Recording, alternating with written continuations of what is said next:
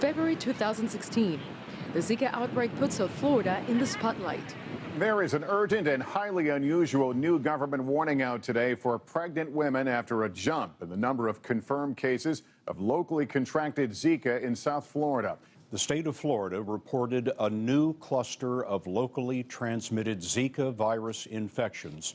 This is another Fox News alert tonight. There are alarming new concerns that the Zika virus is now being transmitted by mosquitoes here inside the U.S.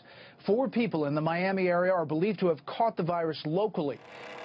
The Zika threat is not over yet. Health experts anticipate another outbreak this summer in Florida.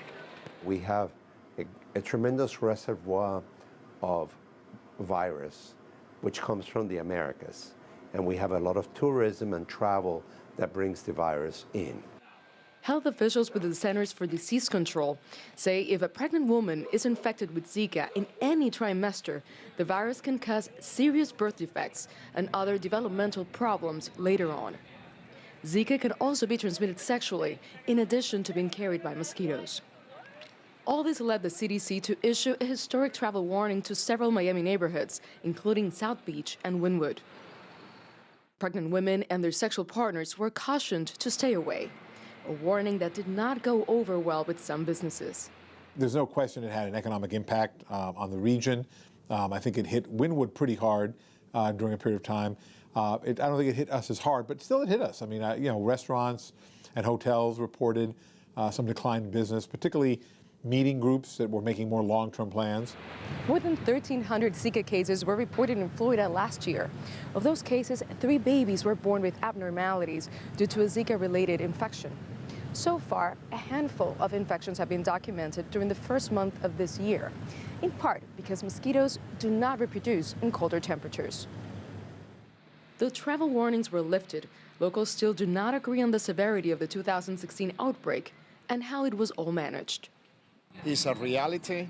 It needs to be controlled, and the government should get more involved because every year it's getting worse, not only in the USA as a subtropical part of the country, in southeast Florida, but all over Central America and parts of South America where the tropics, where that mosquito grows faster than anyone else. I think they made a lot of media attention to it. Sometimes they made a lot of advertising to some causes, and maybe you never know, you don't need it.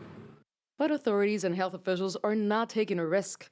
Genetically modified mosquitoes that could reduce the rate of reproduction are already being tested in parts of Florida, and education is still key. We could make a difference as a community if we all acted as soldiers in this war and made sure that there's no standing water anywhere. Nitza, Soledad, Perez, CGTN, Miami.